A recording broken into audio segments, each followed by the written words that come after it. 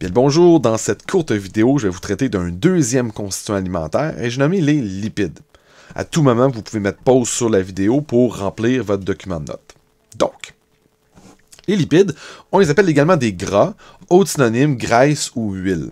Habituellement, le terme graisse est réservé aux lipides qui sont solides à température de la pièce et les huiles, des gras qui sont liquides à température de la pièce.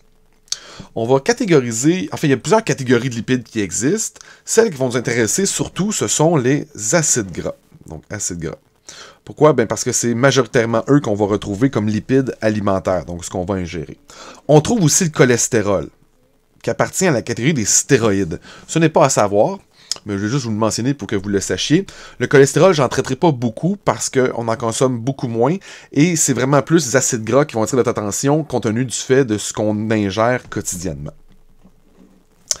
Les acides gras, on les retrouve rarement seuls dans ce qu'on va ingérer. On va les retrouver habituellement dans ce qu'on appelle une grosse molécule qui est un triglycéride. Alors, si on regarde ici l'image d'un triglycéride, un tri, ça veut dire 3. Donc, j'ai 1, 2 et 3 acides gras. Donc, ce qu'on a mis en orangé, ce sont des acides gras. Donc, on trouve 3 acides gras. Et ce qu'on a mis ici en turquoise, on appelle le glycérol. Alors, le glycérol, c'est la molécule qui unit 3 acides gras ensemble. Des acides gras, on en trouve de 3 catégories différentes. C'est-à-dire les acides gras insaturés, les acides gras saturés et les acides gras trans. Ce que vous avez à retenir de ça, c'est surtout leurs effets sur la santé. Bon, encore une fois, il y a des débats au niveau scientifique, mais habituellement, ce qui est accepté par la plupart, c'est que les acides gras insaturés et polyinsaturés sont les acides gras qu'on devrait prioriser pour notre santé, au détriment des acides gras saturés, qui sont je ne dis pas à éviter, mais à prendre avec modération, et les acides gras trans qui sont carrément à éviter. D'ailleurs, il y a une loi qui existe au Canada pour interdire leur utilisation dans les aliments transformés, tellement c'est mauvais pour la santé cardiovasculaire, les gras trans. Mais c'est quoi la différence entre un gras insaturé et un gras saturé? Alors voici. Voici, ici vous avez 1, 2, 3, 4 acides gras différents, mais ce sont tous des acides gras qui sont saturés. Pourquoi saturé? Rapidement, je vous explique.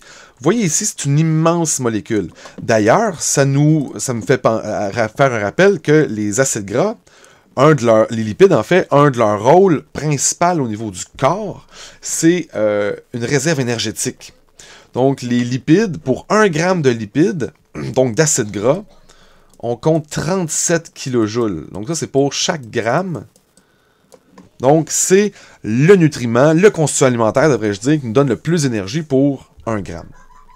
Je reviens à mes moutons. Acides gras saturés versus insaturés. Les acides gras saturés, vous allez voir, remarquez ici que tous les atomes de carbone qui constituent mon acide gras sont saturés en hydrogène. Autrement dit, il n'y a pas de place pour un hydrogène supplémentaire. Donc, la molécule est saturée en hydrogène. Là, le terme saturé. Donc ça, c'est les acides gras à prendre avec modération. On les retrouve beaucoup dans les viandes rouges, comme le bœuf, le porc, entre autres. Si je continue avec les acides gras insaturés, mais pourquoi insaturés? Parce qu'il y a des atomes de carbone qui n'ont pas d'atomes d'hydrogène, donc ce n'est pas saturé en hydrogène. Il y a encore de la place pour rajouter de l'hydrogène.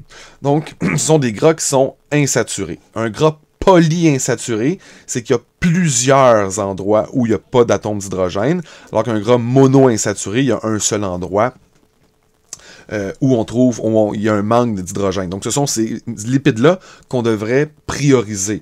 On va les retrouver beaucoup de manière végétale, les gras polyinsaturés. Je pense aux huiles végétales comme l'huile d'olive, l'huile d'avocat, par exemple.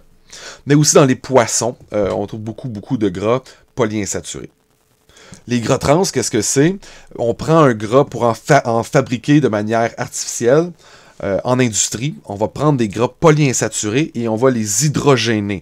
C'est-à-dire qu'on va les surcharger d'hydrogène pour que, de manière, encore une fois, non naturelle, on vient s'assurer qu'il y a de l'hydrogène qui vient se placer là. Ça va changer la conformation de la molécule, ce qu'on appelle un acide gras trans.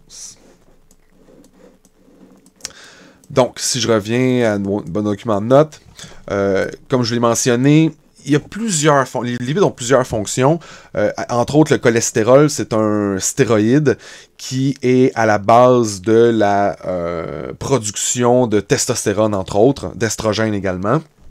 Les lipides aussi vont avoir un rôle d'isolation thermique. Mais le rôle surtout que vous avez à retenir, c'est, comme je l'ai dit, c'est une réserve énergétique. Donc, c'est une des façons que le corps va garder en réserve de l'énergie sous forme de lipides. Dans le tableau de valeurs nutritives, on va retrouver une catégorie qui s'appelle justement lipides et qui s'intéresse aux acides gras et non pas au cholestérol. Le cholestérol a sa propre catégorie qui est juste ici. Donc, quand on voit ici 10 grammes, ben c'est 10 grammes d'acides gras insaturés, saturés et trans. Vous voyez, en champ dessous, le 7 grammes, ben, il appartient aux 10 grammes. Donc, du 10 grammes, on trouve 7 grammes de gras saturés, 0,1 g de gras trans.